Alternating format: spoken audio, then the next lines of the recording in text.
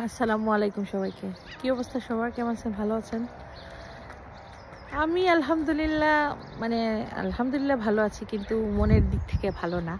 কারণ এই যে ঈদের 2 দিন পরই আমার আব্বা মারা গেছেন, তো তাই মনটা খারাপ। আর আজকে বেশি আব্বার কথা বেশি মনে পড়ে। প্রতি উইকেন্ড আসলেই আমার আব্বার কথা বেশি মনে পড়ে। কারণ এখন যে এই টাইমটাতে আমার 10টা থেকে শুরু হয় আমার বাচ্চাদের আরবি পড়া। তো তাদের আমি এই যে আমার পিছনেই মসজিদ, এই দিকে গিয়েই মসজিদ। তো প্রতি শনি রবিবারে আমার বাচ্চাদের আমি মসজিদে দিই আরবি পড়ার জন্য। তো তাদেরকে যখন আরবিতে আমি রেখে আসি, তো ওই 2 থেকে আড়াই ঘন্টা তারা ওইখানে পড়াশোনা করে। আর ওই 2-2.5 ঘন্টা আমি আব্বার সাথে কথা বলি অনেকক্ষণ। কথা বলার কারণটা হইলো যে সপ্তাহে তো বাকি দিনগুলোতে এই টাইমে কাজে থাকি, এই টাইমে কথা বলতে পারি না। হ্যাঁ, এটা না যে বিকালে কথা হয় না, বিকালে প্রায় সময় কথা হয়, অল্পের মতো, খুব একটা বেশি না। অথবা আমি কাজে যাচ্ছি, ট্রেন অথবা বাস থেকে বাবাকে ফোন দিই, অথবা বাবা মাঝে মাঝে ফোন দিই, কথাটা বলা হয় যে কি করতেছো, কেমন আছো, শর্টকাট কথা বলা হয়। আর এই শনি রবিবারে উইকেন্ডে কথাটা একটু লং টাইম, একটু কি বলবো, একটু বেশি টাইম ধরে কথা বলি, কি করতেছি না করতেছি, আসল বিষয় সব কিছু নিয়ে। বাবাও সব কিছু বলে, আমিও বলি। তো সব কিছু মিলে এই উইকেন্ডটা আসলেই খুব খারাপ লাগে। কারণ যে উইকেন্ডে আব্বা ফোন দিত, এই মসজিদে দিয়ে দিছো আমার নাতিন ওসাকে, নাতিনগুলা গিয়ে গেছে, এরকম বাবা বলতো। তুমি কি করতেছো না করতেছো সব কিছু A to Z, শরীর কেমন আছে, অমর কি করতেছে, কি খাওয়া দাওয়া করছো, আমি শুকাইছি কিনা, মুঠো হয়েছি, সব কিছু নিয়ে বাবা কথা বলতো। তো এখন আর উইকেন্ড আসার পর বাবার তো আর ফোন আসে না, আর নিজের অনেক খারাপ লাগে। অনেক কিছু শেয়ার করতে চাই, কথা বলতে চাই, অনেক কথা এখনো রয়ে গেছে বাবার সাথে শেয়ার করি না, অনেক কিছুই খারাপ লাগে।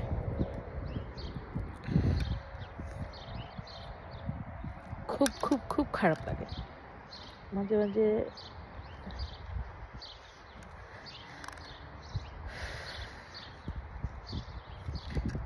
উইকেন্ডটা আসার পর বেশি মিস করি বাবাকে। কারণ এই টাইমে ফোন দেয় তো বাবা ফোন দিয়ে কথা বলে। এই টাইমে প্রায় সময় ওদেরকে এখানে দিয়ে আমি এখানে বসে, যদি ঠান্ডা না থাকে তাহলে বাইরে বসেই কথা বলি বাবার সাথে, ভালো লাগে রোদের মধ্যে বসে। আর যদি এই যে ঠান্ডা থাকে তাহলে আমি অন্য কোথাও ভিতরে বসার জায়গা আছে, ওখানে বসেই কথা বলি। মাঝে মাঝে সেট রুমে গিয়ে কথা বলি। তো এখন আর যে বাবার ফোন আসে না, বাবার মোবাইল থেকে কেউ জিজ্ঞেস করারও নাই। সবাই জিজ্ঞেস করতেছে, কিন্তু আব্বার যে ওই যে মায়া ভরা কথা, যে কি করতেছি না করতেছি সব কিছু, এত ভালোবাসা নিয়ে আব্বা জিজ্ঞেস করে, ওই জিনিসটা না হয় না। সবাই জিজ্ঞেস করে কেমন আছি, ভালো আছি কিনা না।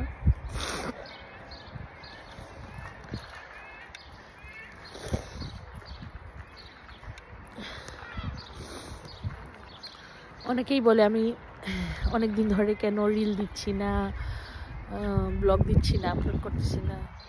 অ্যাকচুয়ালি বাবা অসুস্থ তো অনেক দিন থেকে, ওটার জন্য খুব খারাপ লাগে।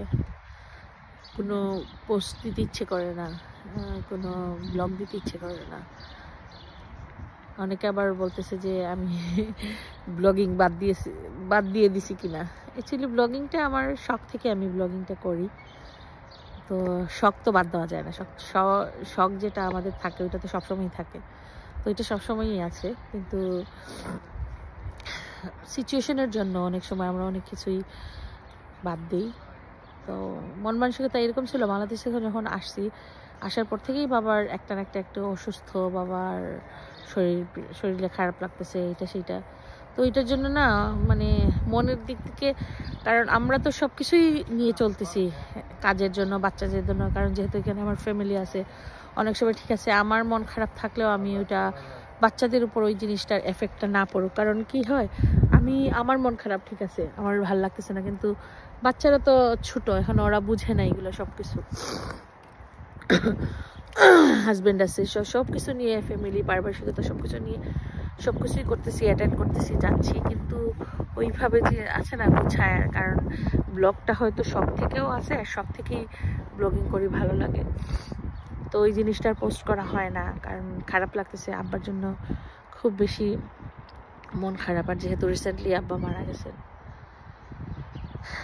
যাই হোক, আব্বার জন্য আপনারা সবাই দোয়া করবেন, আর সবসময় আপনাদের ভালোবাসা, সবাই আমাকে এত আদর করে, সবাই, আমি যখনই পোস্ট করছি আমার বাবা মারা গেছে, তো অসংখ্য অসংখ্য অসংখ্য লোক, আমার অসংখ্য ভিউয়ার্স, যাদের অনেক অনেক শুধু আমার জাস্ট এজ এ ভিউয়ার্স, আমি তাদেরকে পার্সোনালি চিনি না, তারা জাস্ট আমার ব্লগের থ্রুতে আমাকে চিনে, আমার ব্লগটা দেখে ওই থ্রুতেই আমাকে জানে।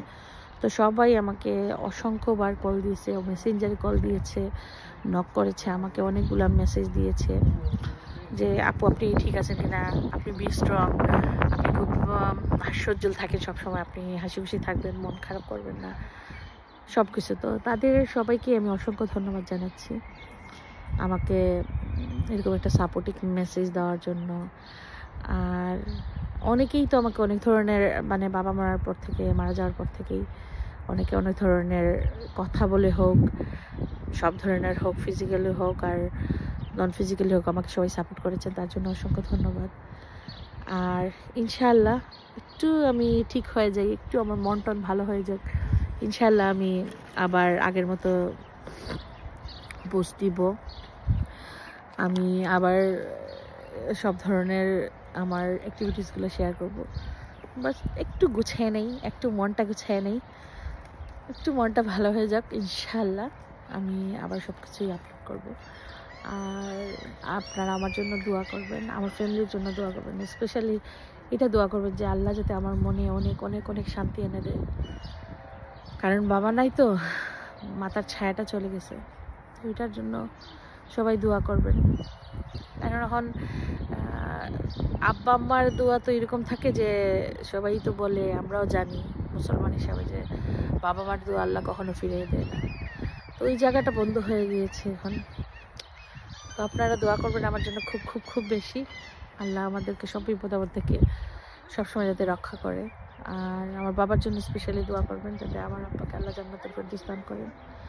আর আপনারা সবাই সুস্থ থাকেন, দোয়া করি যাদের যাদের এখনও বাবা মা জীবিত আছে তাদের জন্য দোয়া করি যে আল্লাহ তাদেরকে নেক হায়াত দান করেন, কারণ বাবা মা ছাড়া পৃথিবীতে মানে এর থেকে অসহায়, আর নিজেকে মনে হয় এর থেকে আর কিছু, মানে আমি এর সাথে আর কিছুর তুলনা হয় না, আমি মানে ভাষায় প্রকাশ করে বলতে পারতেছি না, মানে যে হারাইছে বাবা মা সেই একমাত্র জানে, সেই এই কষ্টটা বুঝতে পারে, আদারওয়াইজ কেউ মানে ওইভাবে মানে রিলেট করতে পারবে না।